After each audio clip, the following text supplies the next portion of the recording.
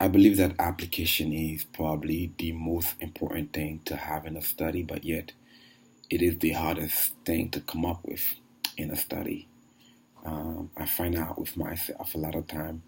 I've done my homework, I've done the studies, and I understand the passage. I can teach the passage. I can talk about the passage. Um, but when it comes down to how do I make this passage relatable to my audience?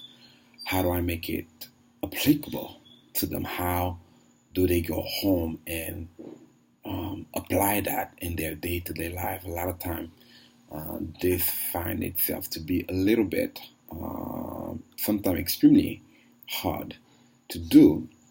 And as Mrs. Pearl Williams says in the video, why teach the people about Moses? Why teach them about anything if there isn't something for them to take home with, if there isn't something for them to apply on their day-to-day life out of that lesson, then it just becomes uh, senseless. It's just filling their head with information, but information that they're not gonna be able to do anything with because they don't know how to apply it to themselves. So application is definitely a really, really important thing. And I, as a teacher, a pastor, a preacher, it is so important that I constantly stay in prayer and asking God to just reveal what are the application, what are the applicable side of His word, because there is something that He's looking for us to do. He's not just giving us information. And in regard to Jonathan, in the video that he talked about aiming, and I really love the illustration that he used, because I found with myself also when it comes to prepping, if I don't have a final destination, if I don't know where I want to go with that passage, then I don't even know where to start. So having that aim and knowing what exactly it is that you want your student to receive from that lesson that you're about to teach, it is key to have a good and successful lesson plan.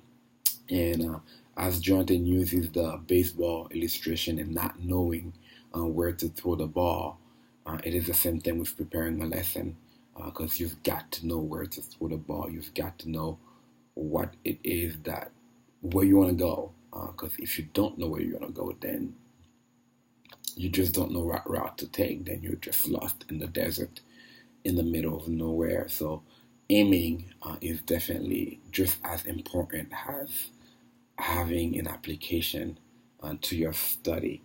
I love how Gary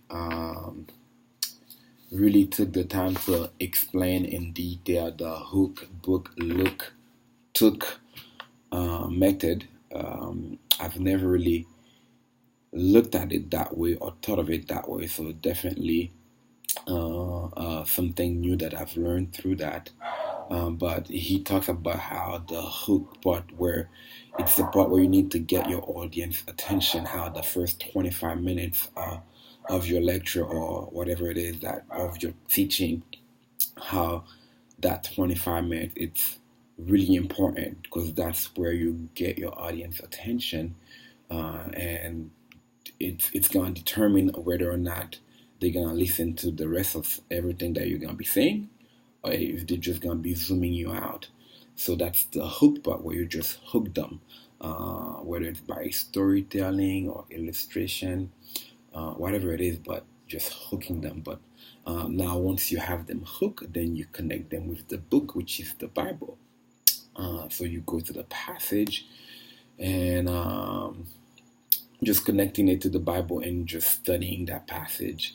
And then once you have them in the passage, then you're going to connect it to their day-to-day life. So that's the look part.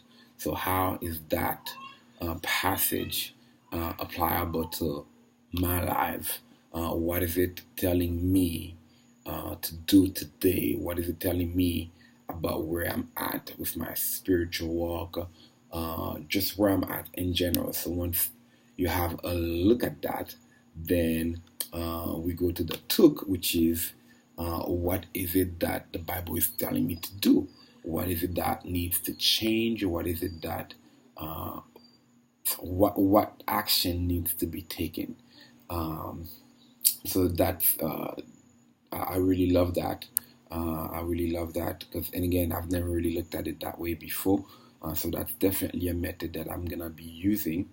But also, Dr. Carson also added onto that where he talks about we should be using different learning method in each one of those steps, and not having one method throughout the whole thing. He talked about how maybe we could start with a song and the hook part where you just got them hook to that song, and then maybe the book part you kind of do a lecture type of thing, and then maybe for the look part you have a breakout session, different groups where they get to talk about where they at, and then use a different method for the took part, which is what action needs to be taken, looking into the future, and what is it God is telling them to do. And then as far as the teacher center method, I really I love using storytelling. It gets my attention, and since it gets my attention, I assume that it probably gets everyone's attention. Probably not, but Dr. Carlson also say when you tell stories, it touches the visual because they can visualize the story, the audio because they could hear the story, the sensor people where they can feel the story. So storytelling is definitely a good one.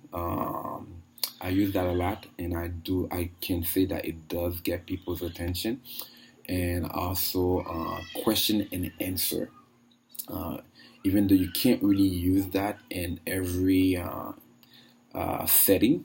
For instance, if I'm teaching a Sunday sermon in church, question and answer is not going to be the most appropriate thing for that setting. But if I'm in a classroom, that's definitely probably the best setting because it gets the class involved. So that's that.